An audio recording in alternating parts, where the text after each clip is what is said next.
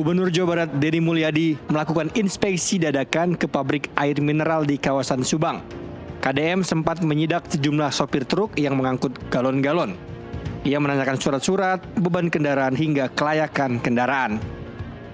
Dalam sidak ini, KDM juga menemukan fakta bahwa air yang digunakan bukan bersumber dari mata air, melainkan dari sumur bor. Ini sumur apa? Sumur ini produksi. Ngambil air dari sungai. Airnya dari bawah tanah, Pak. Oh, airnya dari bawah tanah. Bukan air permukaan. Bukan sipa, Pak. Oke, air bawah tanahnya ngambil sumbernya dari dalam. Di bor, Pak. Di bor. Oh, ini di bor ngambil airnya. Karena air tanah. Ini di bor. Sidak KDM ke pabrik air mineral ini kemudian viral di media sosial. Banyak yang terkejut mengetahui asal-usul air mineral yang dipromosikan berasal dari mata air pegunungan, ternyata dari air bawah tanah. Aqua selaku produsen air mineral pun merilis klarifikasi. Dalam keterangan resminya, produsen air mineral ini membantah jika proses produksi menggunakan air dari sumur bor biasa, melainkan menggunakan air dari akuifer yang merupakan bagian dari sistem hidrogeologi pegunungan. Dalam sidak yang dilakukannya, KDM menyoroti dampak lingkungan dari aktivitas pengambilan air oleh produsen air mineral. Ia khawatir pengeboran air tanah bisa mempengaruhi kestabilan tanah hingga berpotensi membahayakan masyarakat. Pemirsa, untuk membahas kontroversi air minum dalam kemasan yang belakangan ramai dibahas, kita sudah menghadirkan dua narasumber di studio sore ini. Ada Ketua Badan Perlindungan Konsumen Nasional BPKN Republik Indonesia, Muhammad Mufti Mubarok, dan juga tenaga ahli Persatuan Perusahaan Air Minum Seluruh Indonesia, Perpamsi, Muhammad Sirot. Selamat sore Pak Mufti, selamat sore Mas Sirot. Sore, Mbak. Iya, terima kasih sudah hadir di studio kami sore ini. Saya mungkin ke Pak Mufti terlebih dahulu. Apa yang sudah dilakukan oleh BPKN sejauh ini pasca sidaknya KDM kemarin? Sebenarnya jauh-jauh hari kami 3 tahun yang lalu sebenarnya sudah merekomendasikan kepada pemerintah kan gitu terkait dengan kualitas air. Jadi waktu periodenya Pak Arif Sapari juga kami rekomendasi ke Presiden terkait dengan bagaimana sumber air, SOP dan tentu konsumen kita, terutama karena jumlahnya kebutuhan air bersih ini kan cukup tinggi dari sisi AMDK maupun dari sisi air isi ulang, karena air isi ulang ternyata juga lebih tinggi dari AMDK sekarang ini. Dan itu tentu kami merasa terpanggil untuk melakukan riset, melakukan rekomendasi, uji lapangan dan sebagainya. Waktu itu rekomendasinya apa, Pak? Temuan kami adalah SOP terkait dengan layak izin-izin dari air minum isi ulang dan kemudian terkonversi juga ke AMDK juga masih banyak yang belum memenuhi standar kan gitu. Seperti SPPG lah kan gitu. Banyak karena banyaknya kan gitu. Dan yang kedua bahwa terkait dengan ini plastik yang memang menjadi sorotan kita, artinya mikroplastik juga menjadi sorotan kita karena ada perusahaan yang menggunakan isi ulang kemudian didaur ulang, ada yang memang sekali buang kan gitu. Itu juga menjadi perdebatan kita dan sama-sama mereka sepakat untuk bisa menampilkan bahwa galon ini menjadi, karena jutaan galon beredar, Mas Irot kan gitu, luar biasa banyaknya, dan kontrol kita tentu hasil survei terakhir 40% ada kebocoran, artinya bukan kebocoran dalam konteks kualitasnya kemudian berkurang kan gitu, karena sudah 4 tahun, 5 tahun, 10 tahun, dan sekarang ada permajaan dari satu merek, tentu kami seneng kan gitu, karena ketika satu merek ini melakukan permajaan galonnya, ini agak sedikit penuh kami sudah sentimen kami kemudian ini bagus, ada perubahan kan gitu, rekomendasi kami kemudian itu. Dan yang terakhir konsumen kan gitu, ketika dia tidak melihat lagi bahwa kualitas air itu menjadi nomor berapa, karena yang penting cepat dapat dan sampai di rumah, nggak sampai sempat dia bagaimana proses mengaduk-ngaduk membersihkan galon sampai proses ininya menutup sampai langsung kemudian langsung dikonsumsi. Dan ternyata trennya bahwa golongan menengah bisa banyak yang kemudian berdampak karena penggunaan air galon ini luar biasa kan gitu. Misalnya bayangkan kami di rumah ini bisa sampai 20 galon untuk bisa memakai setiap bulan kan gitu. Artinya kalikan aja itu jumlahnya kan cukup besar kan gitu. Apalagi masyarakat yang lain yang memang susah mencari air, apalagi kita punya sumur kan gitu. Artinya dari rekomendasi itu kami kemudian melihat ketika case KDM muncul sebenarnya tidak dalam konteks untuk air kan gitu. Dia hanya lingkungan dan sebagainya, truk yang memang odol kan gitu, over dimension kan gitu. Nah, dalam konteks ini sebenarnya ya sebagai pengusaha tentu ketika kebutuhan air luar biasa, tentu para produsen ini kemudian ya mungkin jalan cepat kan gitu. Ada yang tidak. Nah makanya kami yang pertama tentu akan mengecek dari sisi izin pertama kan gitu, karena biasanya di praproduksi itu izin itu sesuai kan gitu. Artinya ya sudah saya menggunakan air gunung karena memang untuk uji kan gitu. Seperti obat kemarin kita juga dengan kasus gagal ginjal akut, sirup beracun itu awalnya benar, tapi ketika proses produksi berikutnya ada mengurangi bahan, ada mengurangi kualitas dan sebagainya, sehingga yang terjadi adalah karena permintaan cukup tinggi dan ini menyebabkan biasanya perusahaan sekelas siapapun akan kemudian melakukan kecepatan dalam konteks untuk memenuhi konsumen, karena berapa sih galon yang dibutuhkan masyarakat tiap hari ketika air itu dibutuhkan. Baik, saya potong dulu di situ Pak Mufti untuk bertanya, ketika izin itu dikeluarkan, tiap tahunnya ada sistem kontrol dan pengawasan tidak Pak? Sebenarnya ada, dari sisi kami menyarankan di salah satu rekomendasi tiap hari ada uji lab antara produsen dengan badan otoritas kan gitu, misalnya BPOM, Kemenkes itu ngeling, tapi sekarang kan nggak ngeling kan gitu. Artinya uji lab antara produsen air itu di sumber-sumber itu harus dilaporkan terus kan gitu. Artinya harus sama. Tidak pernah ada. Selama ini kami nggak menemukan itu ketika kami riset. Izin itu keluar tahun berapa Pak kalau untuk merek yang kemarin disidak oleh KDN? Izin itu cukup lama kan gitu. Artinya ketika perusahaan ini kan sudah puluhan tahun kan gitu. Artinya sudah lama kan gitu. Dan dalam konteks SOP dari Perindustrian, Kemenkes, ini harus ada laporan setelah periodik kan gitu. Bahkan ada yang setiap minggu, ada yang tiap hari harus dilaporkan. Tampaknya ini nggak berlaku kan gitu. Karena mungkin sudah autopilot lah, mungkin sudah satu proses yang memang jalan kan gitu. Dan ini kemudian pemantiknya KDM kemarin tentu menarik, karena memang persoalan lingkungan menjadi isu kan gitu. Kementerian Lingkungan Hidup dan kemudian Walhi sudah terus teriak sejak awal kan gitu, dan sampai bilang baru sekarang ketahuan kan gitu. Artinya ya ini tentu kita pikirkan dampak lingkungan, kemudian dampak iklan. Iklan ini cukup menurut saya sudah mulai overclaim kan gitu, karena 100% overclaimnya yang di mananya, Pak? 100% air gunung murni itu kalau kami maknai adalah ya murni dari gunung kemudian dibawa kemudian diproses kan gitu, difilterisasi dan seterusnya kan gitu, bukan dari jarak 15 kilo, dari jarak 20 kilo, 30 kilo, atau memang daerah-daerah yang memang dekat dengan pabrikasi atau labeling atau packaging kan gitu Pak. Itu sesungguhnya kami temukan banyak di beberapa AMDK yang lain, bukan hanya Aqua kan gitu. Dan ini masalah ketika nanti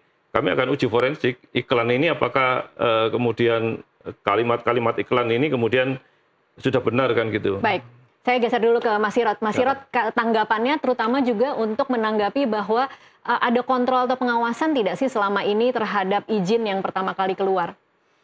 Baik, mungkin sebelum bercerita ke sana, kita harus paham dulu bahwa dulu itu saya sempat diajak diskusi oleh senior saya, Pak Haryadi Sukamdhani ya, dari Aspadin. Kebetulan, dari Apindo, kebetulan juga ada teman-teman dari Aspadin. Aspadin ini menaungi AMDK besar-besar seperti Aqua. Kalau sekarang tuh kepisah nih, ada dua asosiasi besar ya. Kalau nggak salah yang di sebelahnya itu Le Mineral dan teman-temannya gitu. Betul. Nah dulu itu Undang-Undang Sumber Daya Air 2019 itu ditentang oleh para pengusaha besar karena memang membuat mereka kesulitan untuk mengambil izin air baku. Ya.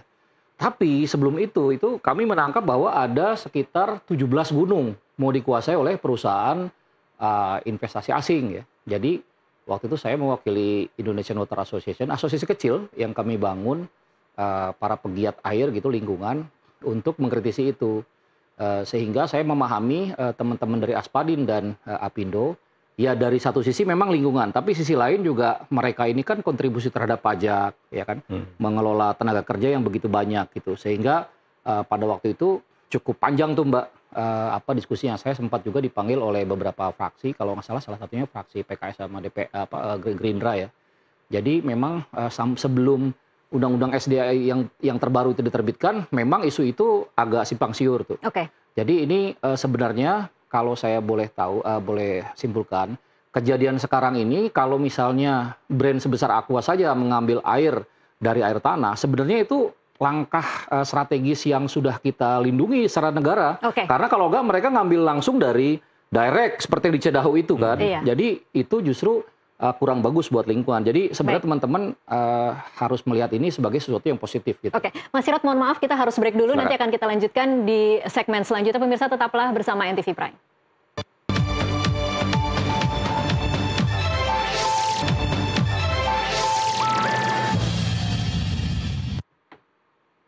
Pemirsa, terima kasih Anda masih terus menyaksikan NTV Prime. Kita lanjutkan perbincangan. Saya kembali lagi ke Mas Sirot untuk memberi kesempatan, tadi terpotong karena jeda azan maghrib. Silakan Mas, jadi bagaimana sebenarnya kontrol dan pengawasan terhadap brand-brand air kemasan ini yang izinnya mungkin sudah lama, tetapi kita tidak tahu bagaimana sebenarnya sistem pengawasannya selama ini? Ya, untuk AMDK, air minum dalam kemasan itu kan dia pakai SNI. Ada sekian nomor berapa. Dulu pernah isunya harus pakai BPOM kan, tapi saya lihat belum diterapkan. Kan kalau BPOM itu kan obat-obatan dan makanan kemasan ya. BPOM itu belum sebutin. Terus yang kedua itu halal. Itu kan semuanya sifatnya itu, kalau halal bukan wajib ya, dia itu tergantung.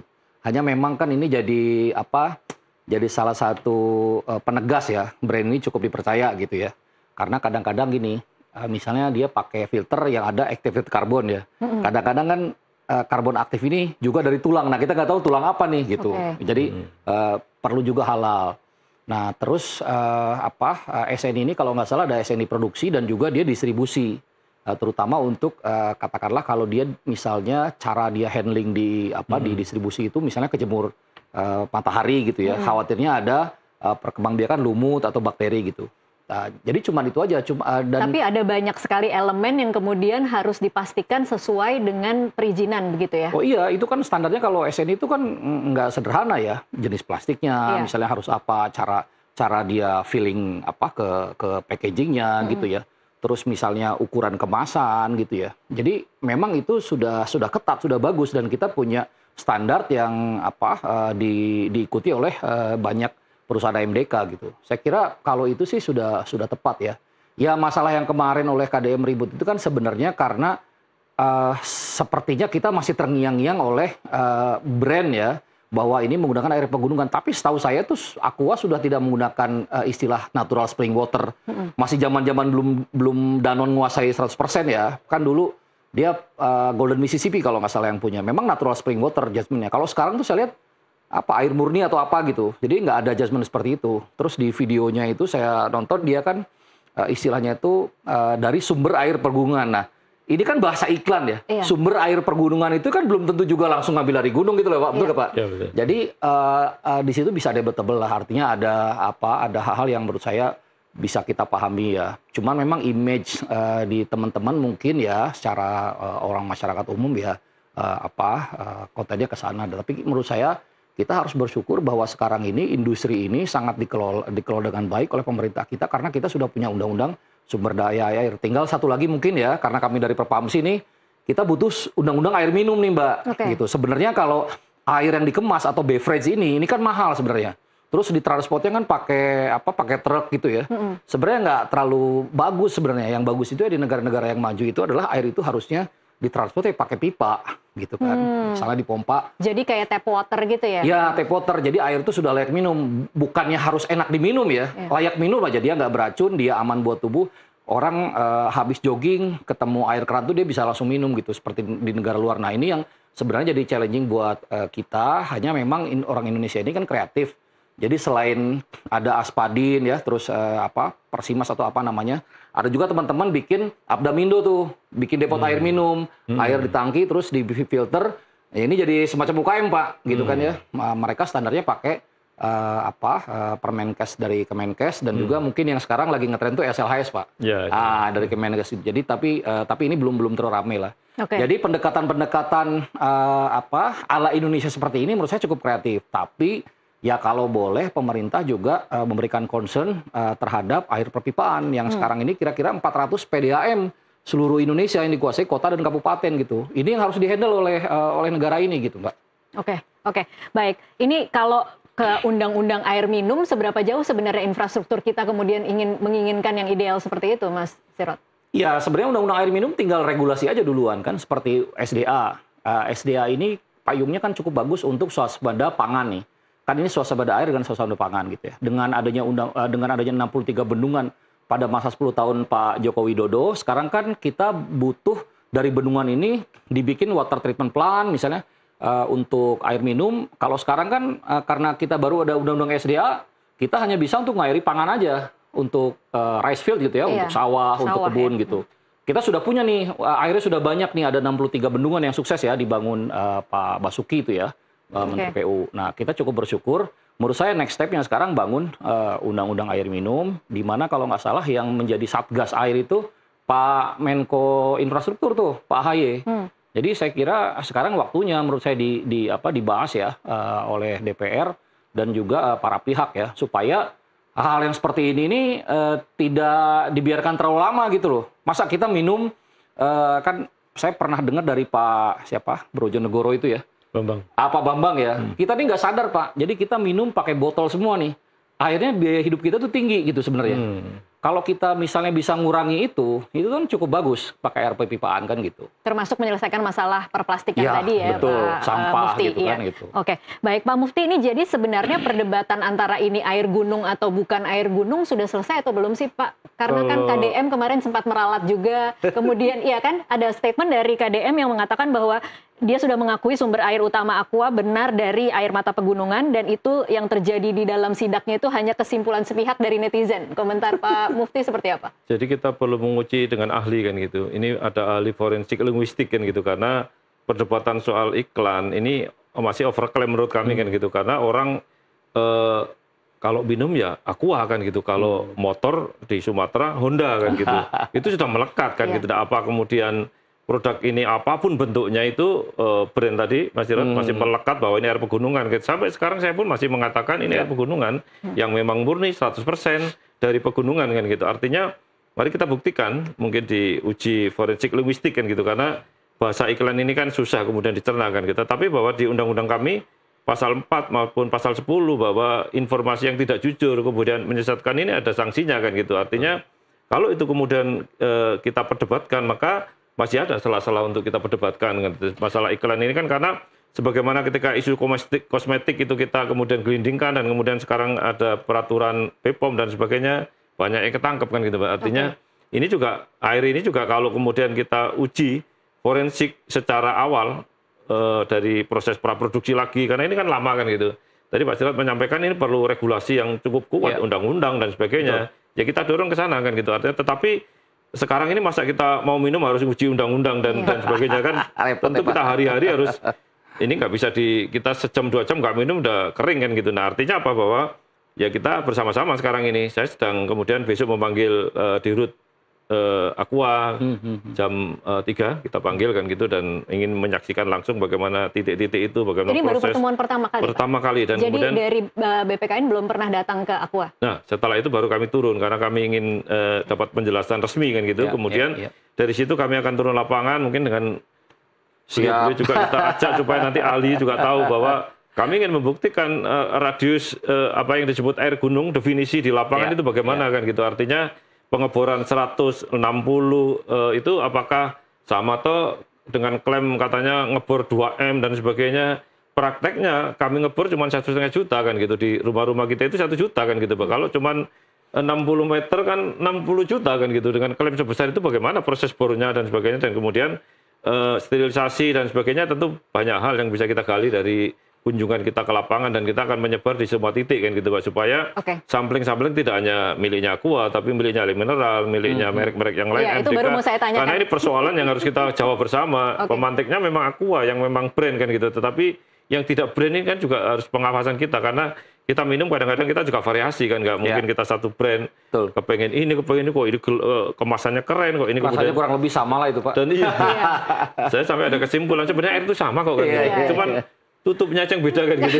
Baik, Pak Mufti, tapi ini kan jadi pertanyaan ya Pak, yang babak belur hari ini memang mungkin hanya Aqua. Nah, bagaimana dengan BPKN terhadap brand-brand air kemasan lainnya? Ya, yang pertama kita ingin mendudukkan persoalan Aqua ini clear kan gitu. Artinya setelah penjelasan resmi dari manajemen, kami tidak ingin staff-staff atau manajer, tapi harus Dirut yang menjelaskan ke kami kan gitu, karena pertanggungjawaban ini menjadi bukti kan gitu, menjadi temuan kami nanti ketika kami uji lapangan, apakah kesesuaian dengan yang ada di lapangan sama dengan yang dijelaskan di iklan, di medsos dan sebagainya, atau di media-media. Tentu kita uji di lapangan. Di uji lapangan pun kami akan uji lab juga kan gitu, kesesuaian dengan praproduksi. Jadi praproduksi ini penting untuk kita buktikan, dan begitu pula dengan merek-merek yang lain juga kita jadi bukan hanya Aku aja ya. Enggak aja, karena nanti semua brand akan dilakukan yang Aqua sama, ini kan Pak. sudah nomor 1, kemudian kalau nomor 1 begini, nomor 2, nomor 3, nomor 4 bagaimana kan gitu, artinya apa semakin Bagus, Pak, parah kan dukung, gitu. Pak. Apa kemudian hanya ngebor di rumah kemudian dipakai kan gitu. Jadi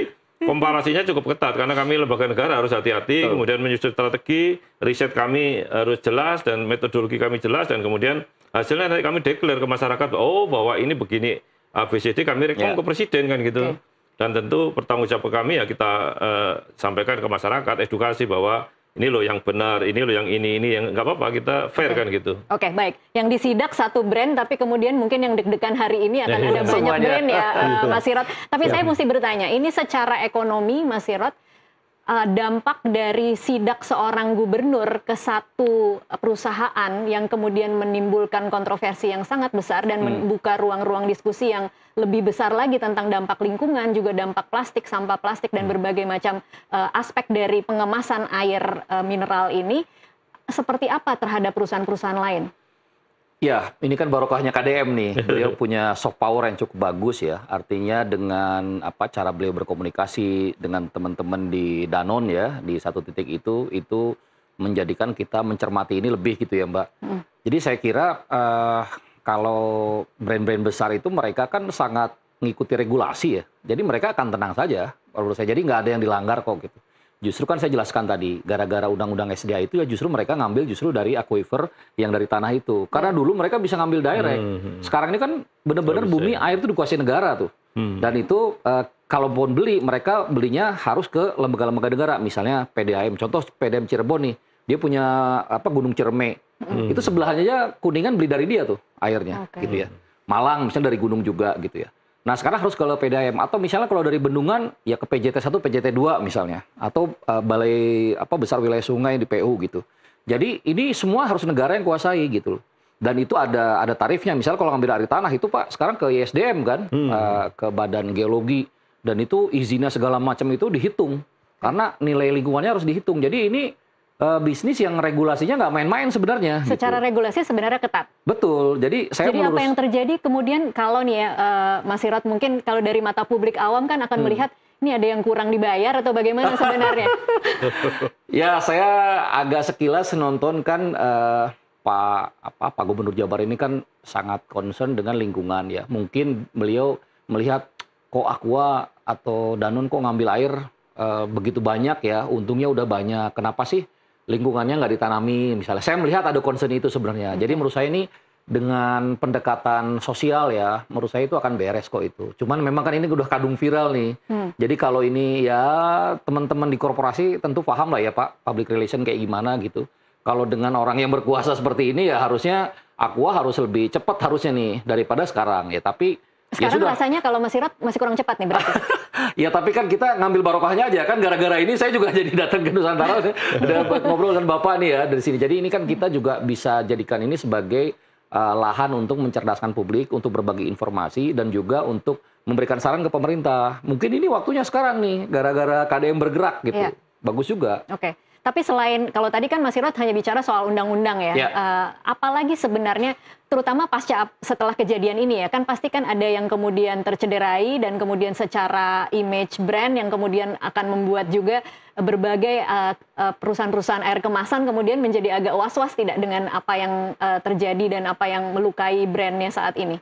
Iya, saya kira di kita itu kan orang nggak bisa ya, misalnya AMDK dengan narasi, oh kamu ini banyak tenaga kerja gitu. Industri rokok itu banyak loh tenaga kerja. Tidak bisa dengan argumen seperti itu saja Tunduk ya? kan, Iya. tunduk oleh regulasi, akhirnya banyak pemecatan gitu loh. Industri rokok tidak seberuntung industri di AMDK gitu.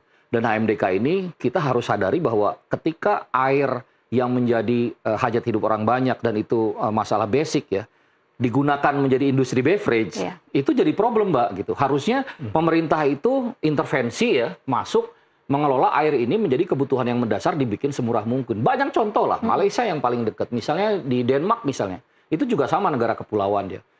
Kita butuh aksi kelembagaan ya. Selain undang-undang kita kelembagaan. Nah kelembagaan ini butuh diskusi yang panjang gitu. Karena saya mempelajari ini cukup lama ya.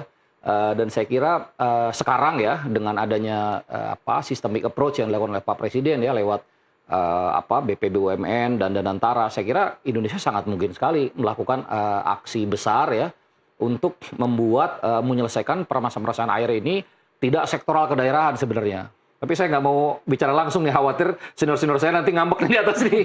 Jadi saya kasih kisi-kisi itu aja. Kira-kira begitulah Pak, menurut saya. Oke, gitu. Baik. Pak Mufti, kalau dari BPKN sendiri, ini kan semacam membuka kotak Pandora ya Pak Mufti.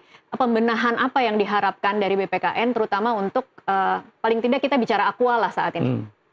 Ya tentu Aqua harus jujur kan gitu. Artinya sekarang ini masyarakat menunggu kejujuran Aqua karena iklannya masih jalan ini di mana-mana.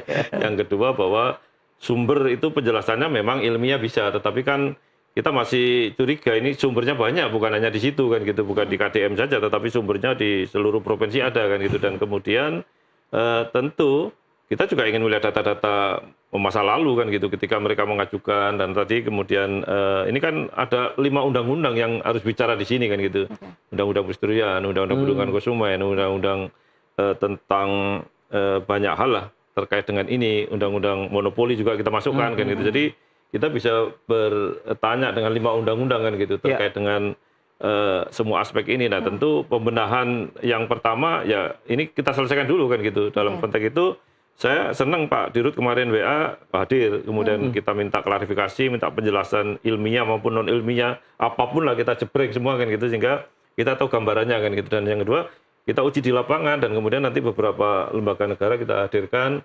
seperti otoritas BPOM misalnya, kalaupun diminta lagi halal dan sebagainya, kita juga minta untuk, karena BSN juga, Pak. BSN juga kan BSN. gitu. Kemarin kami juga diundang BSN, betul. SNI dan sebagainya, kita minta untuk BPJHP halal. Betul. Semua kita ajak stakeholder ini untuk menyaksikan, loh ini bener loh, nggak ada persoalan misalnya. Oh ini masalah loh. Berarti kita benahi, jangan hanya satu objek ini, karena ini banyak sekali. MDK mungkin sudah berapa ratus perusahaan kan gitu, banyak sekali ya. Belum yang isi ulang. Karena bisnis yang gampang sebenarnya nih. Bisnis yang gampang. sekali. Air, orang terkaya nomor 1 asap kan gitu.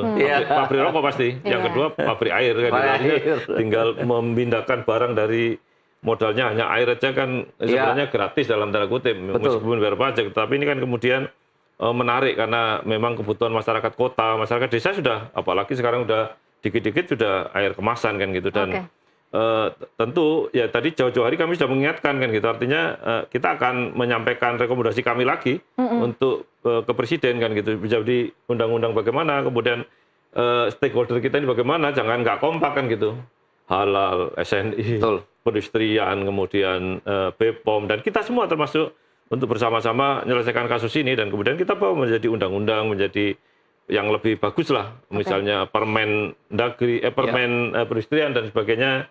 Ini juga harus kita sampaikan karena banyak regulasi di sini kan gitu, dan tentu pada pelaku usaha. Jadi sebenarnya ada 3 pilar. Pilar pelaku usaha ini harus jujur kan gitu, Pak. Kalau memang bukan air gunung, ya nggak usah air gunung iklannya kan gitu. Air bor yang terpercaya kan gitu, misalnya. Kan nggak ada persoalan itu. Karena memang bor kan gitu. Masyarakat akan melihat ini air bor, air gunung itu dari sini ke sini.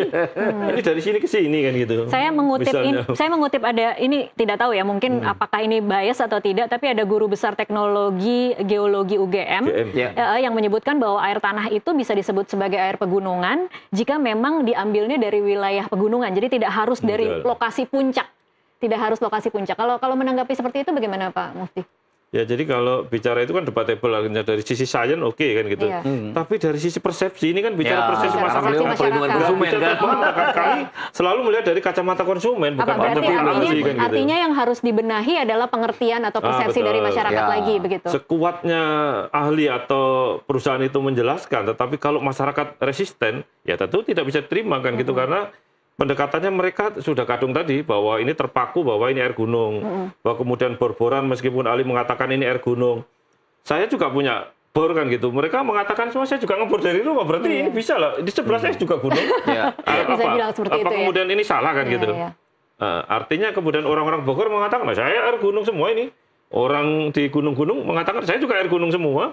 Apa itu kemudian debatable seperti itu kan gitu? Artinya ya kalau kemudian bisa menjelaskan dengan bahasa-bahasa netizen, bahasa-bahasa konsumen, ya nggak ada masalah. Tapi ini kan masih di atas gunung bahasanya kan gitu. Di bor 100 meter, 2M, sampai penjelasan itu bisa kami terima. Tetapi nggak diterima oleh masyarakat kan gitu. Ini kan persepsi kan gitu, Mbak. Baik. Asimetrisnya nggak masuk kan gitu. Oke, baik. Mas Sirot, kalau mengamati bagaimana perbincangan di media sosial bahwa ya. kemudian masyarakat langsung serta-merta tidak percaya dengan brand ini lagi. Anda melihatnya seperti apa? Ya ini kita tidak bisa mengukur scientific base ya dengan persepsi publik ya. Agak sulit karena tingkat pendidikan orang berbeda, terus persepsi tadi yang Pak Mufti bilang juga berbeda. Contoh misalnya begini, Aqua mengklaim misalnya kami memilih air dengan kedalaman 60 sampai sekian ratus meter. Karena definisi shallow well itu memang di bawah 60 meter. Jadi dia harus deep well. Karena regulasi memang nggak boleh kalau misalnya dia ngambil shallow well, airnya dengan volume sebanyak itu. Jadi ini kadang-kadang kan bahasa iklan, kalau kita orang teknokratnya kita ngerti, oh ya wajar aja dia ngambil 60 meter ke dalam, contoh ya. Yang kedua, dia ngambil dengan 9 katakanlah 9 kriteria ya. Misalnya gunung, terus dicari. Kan sebenarnya gampang, Mbak, untuk ngetes, ada alatnya ya. Misalnya ini satu gunung, udah ketahuan mata airnya di mana, misalnya ada spring water di sana, dideteksi tuh secara hidrogeologi ya, dicek, oh ternyata si sungai bawah tanahnya ngambil ke sini gitu. Nanti titik di sini diambil. Benar yang pakar UGM itu saya menganggap beliau pakar, kalau saya praktisi ya. Jadi saya ambil pendapatnya beliau saja nih, kan karena saya awam nih kalau masalah itu saya ikutin beliau aja. Jadi memang rasional sekali dia ambil dari sini gitu. Kalau Bapak ngambilnya kan di perumahan, Pak. Bapak nggak bisa ngeklaim. Kadang-kadang lucu loh di kita itu ya. Misalnya jarak 10 meter dari kita dengan septic tanknya tetangga 10 meter, dengan septic tank kita 10 meter. Tapi dengan septic tank tetangga 1 meter, Pak. Itu kan contoh di perkotaan tuh. Artinya apa? Artinya kalau Aqua tentu dia ngambil di sesuatu yang memang dia nggak mau beresiko gitu loh. Karena kalau air sumbernya bermasalah, kos untuk membuat air itu bagus itu mahal sekali. Jadi dia sebenarnya dia akan ngambil memang sumbernya memang air murni, air yang memang benar-benar kandungan. Saya contoh misalnya satu parameter aja, TDS itu biasanya Aqua tuh ngambil dari 70 sampai 130. Kalau yang di Cidahu tuh saya pernah tes 70-90 TDS-nya, total di soft solid ya. Kalau di Pandan tuh 130. Air pump itu, air PDM itu kira-kira 200-an lah, sampai 300-an.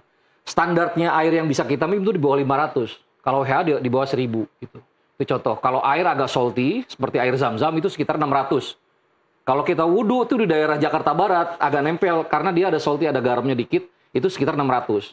Itu biasanya nggak layak minum kalau Permenkes 492 yang kita standar kita gitu. Jadi Aqua sudah memilih seperti itu. Ada regulasi Undang-Undang SDA 2019, maka mereka ngikuti regulasi itu. Jadi ini udah bener sebenarnya gitu loh. Jadi kita jangan terlalu tanda petik ya, gayanya anak IPS gitu, ngejarnya kemana, dipolitisir.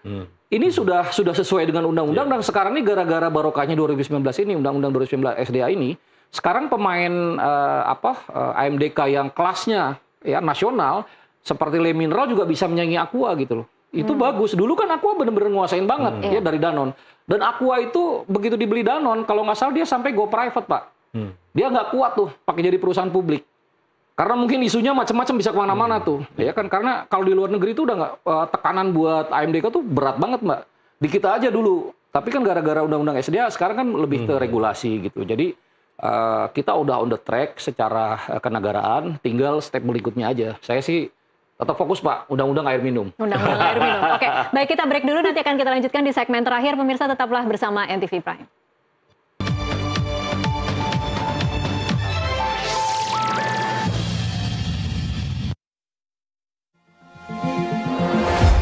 Pemirsa, terima kasih Anda masih terus menyaksikan NTV Prime. Ini adalah segmen terakhir dalam perbincangan kita kali ini. Saya ke Pak Mufti lagi. Pak Mufti, jadi sekarang apa yang bisa dikatakan oleh BPKN kepada konsumen yang kemudian menjadi tidak percaya dengan mengkonsumsi air mineral? Ya tentu pesan kita sabar, ini cobaan. Artinya tolong kami bekerja dulu karena kami sedang... Tapi sambil BPKN bekerja, masyarakat boleh mengkonsumsi atau bagaimana? Boleh saja karena nggak ada persoalan secara... Ini kan terbukti bahwa air gunung kan gitu. Secara penjelasan-penjelasan dari semuanya, ilmiah maupun non-ilmiah. Tetapi bahwa sabar ini cobaan, tentu kita tunggu waktu kan gitu. Karena membuktikan air ini kan yang tidak gampang kan gitu, karena memang banyak titik, kemudian banyak indikator, parameter, banyak undang-undang yang harus kami ini, kemudian kami juga setelah secara resmi mereka menyampaikan, kita juga uji publik, uji lapangan, uji petik dan sebagainya, baru kami menyampaikan bahwa berdasarkan kajian ini hasilnya kan gitu. Itu clear. Oke, ini saya Jadi membayangkan bisa- prosesnya pasti panjang dong ya. Enggak cukup. Nggak Paling 1 bulan 2 satu bulan. minggu lah kita. Masa sih Pak, Iya. 1 minggu? 1 minggu Selesai? cukup, selesai biasanya. Berarti canggih oke. nih. Kalau kasus Pertamina kan seminggu, kami juga seminggu, 2 minggu lah maksimal kan gitu. Sesulit itu kan gitu, aja uji lab macam-macam kami bisa menjelaskan. Jadi karena di rootnya Danone hanya 1 kali datang aja? satu kali datang cukup kan. Oke. Kami uji, kemudian kami diskusi, ahli-ahli kami undang, bahkan ahli periklanan kan gitu, karena ini menyangkut iklan kan Ya, gitu, betul, image, persepsi, betul. karena. Jadi menurut BPKN penting ya antara tagline dengan kenyataan itu tidak boleh ada kebohongan begitu ya? Betul, karena ini menyesatkan kan. Menurut kami sangat ini menyesatkan gitu, karena siapapun persepsi itu kuat sekali iklan ini kan gitu, nggak bisa kita kemudian. Nah, harapan kita ini tentu kalau memungkinkan Aqua segera ngerubah iklannya kan gitu, biar menjawab Wah, isu merubah itu iklan kan tuh mahal gitu. loh. Sesuai arahan KDM. Iya, sesuai arahan BPKN juga kan gitu. Karena biar nggak kena pasal. Nanti kalau kena pasal berlapis, pusing aku akan gitu, daripada persoalan rubah iklan nggak ada persoalan. Mungkin ya tentu nggak ada produksi iklan biar TV-TV juga bisa memberi bagian kan gitu. Artinya yang kedua tentu ya nanti kami akan menjelaskan, kaki kami dua, kaki kami pemerintah dan kami konsumen kan gitu. Lembaga-lembaga swadaya masyarakat kami kerahkan untuk bisa membantu kami untuk menjelaskan nanti seperti YLKI kan gitu misalnya. Nah itu clear juga kan gitu, dan perwakilan konsumen kita undang semua. Kalau ada masalah-masalah monggo kita diskusi, kita buka posko pengaduan, bila kita diskusi, kita uji bareng di lapangan. Ayo kita bareng-bareng kan gitu. Artinya Pak Mufti, tapi selama ini setelah KDM sidak ada tidak laporan yang masuk dari konsumen ke BPKN? banyak sekali, Mbak. Sudah Banyak mulai sekali. banyak Apa kan gitu. keluhannya? Keluhannya pertama yaitu tadi soal, nah kalau cuman gitu, ya kita bisa lah air saya sendiri kan gitu. Air bor saya juga di gunung, saya juga sebelah Aqua. Jadi pabrik intinya Aqua, merasa tertipu lah merasa ya. tertipu kan gitu, Mbak. Yang kedua, ya kami akan gugat ini kan gitu. Ya, kami Jangan-jangan ada merek perfection. lain nih yang ramai ini. Itu loh Mas Itu. Irot, benar kan Betul. ada persepsi seperti itu ya? Ya karena saya lihat Aqua ini kan bagaimanapun dari dulu kan juara 1, ya kan. Dia nguasain juga asosiasi sendirian. Terus ada kasus dulu ya apa isu Israel gitu Iya. kan. Jadi yang kalau saya kan memang dulu pernah melatih beberapa teman BPKN Pak mengenai media sosial. Saya juga ngeliat di media sosial tuh trennya agak-agak aneh ya gitu. Tapi ya di luar itu menurut saya ini hikmahnya bagus lah buat Aqua untuk lebih memperbaiki diri ya Pak ya, betul. gitu. Dan kalau saya fokusnya ya tetap lah air perpipaan udah itu yang harus dipompa oleh pemerintah karena baru 19% Pak. Ya. Air perpipaan ada di Indonesia ini gitu. Jadi masih kurang Tapi sekali. ada ya 19% itu di mana ya? Ya air perpipaan ini misalnya PDAM Kota Bogor itu dari seluruh konektivitas itu rata-rata kita nggak pakai air perpipaan gitu, ngambil dari air tanah dan Iya. itu kan nggak bagus buat ekologi. Iya. Oke, baik. Mungkin pernyataan penutup Mas Irot, Pak Mufti untuk konsumen. Ya, saya kira nggak usah khawatir karena kita punya regulasi SNI halal ya, mungkin juga BPOM kalau beberapa menggunakan. Terus isu yang dipopulerkan oleh KDM itu ambil berkahnya saja buat kita sama-sama belajar bahwa industri ya yang mengambil natural resource dari dalam tanah ya hendaknya juga menurut saya cukup baik ya memberikan kembalilah uang itu kepada lingkungan. Misalnya Pak Gubernur kan bilang tanami ya kan lingkungannya sehingga air tanah tadi aquifer itu juga lebih bagus gitu. Sehingga itu jadi catchment area juga ya Pak ya. Jadi nggak hanya memanen air tapi juga dia nanam. Kalau bisa ya sampai ke gunungnya di sana ditanemin gitu. Nah ini kan agak kurang ya, maksudnya hal kayak gini. Nah menurut saya KDM dengan falsafahnya kita itu jangan ngambil yang dari bawah dulu. Kalau kita bisa ngambil dari atas dan dia konsisten melakukan itu, saya kira itu harus didukung ya untuk itu. Tapi memang ada beberapa yang menurut saya secara teknokratis ya perlu kami luruskan gitu ya. Jadi tidak semuanya itu menjadi keliru. Justru negara kita tuh sudah on the track sebenarnya. Kita sudah punya undang-undang sumber daya air dan pelaku AMDK ini sekarang ya mereka mau nggak mau ngikutin itu Pak gitu. Jadi ngambil air itu ya yang sudah sesuai regulasi. Kalau air tanah ya izinnya ke ISDM. Kenapa 60 meter ke lebih dalam lagi? Ya karena itu definisi deep well. Kalau shallow well dia nggak boleh. Jadi kayak ada rumah-rumah kita Pak shallow well gitu, nggak tanpa izin juga bisa. Tapi kalau deep well kan ada harganya, ada regulasinya dan itu lebih ketat ya. Jadi selain bahasa iklan untuk ke masyarakat, saya juga perlu meluruskan gitu klaimnya Aqua itu ya nggak semuanya sesuai dengan persepsi mereka gitu ya. Jadi harus diluruskan. Begitu mungkin Mbak. Baik, terakhir mungkin Pak Mufti masih ada yang mau ditambahkan? Ya, yang pertama overclaim ini menjadi perhatian kita karena hampir semua produk-produk overclaim termasuk air minum kan itu. Ini tentu harus pembenahan Jadi bukan kita. cuma Aqua yang harus Bukan ganti cuma iklan ya, semua harus ganti Ya, iklan nanti kalau susu ternyata kental manis terbukti jadi salah. kental manis kami proteskan gitu. Oke. Ya, artinya banyak yang sudah kita selesaikan kan. Artinya ini juga nanti kita selesaikan kan gitu. Ketika dia mau berbenah, monggo. Kalau nggak mau ya tentu akan menjadi proses panjang kan gitu. Dan tentu kita ada 3 pilar. Konsumen harus terus melakukan kritisasi, nggak ada persoalan. Ketika dia mengkritik-kritik, mungkin sekarang sentimennya negatif semua kan gitu.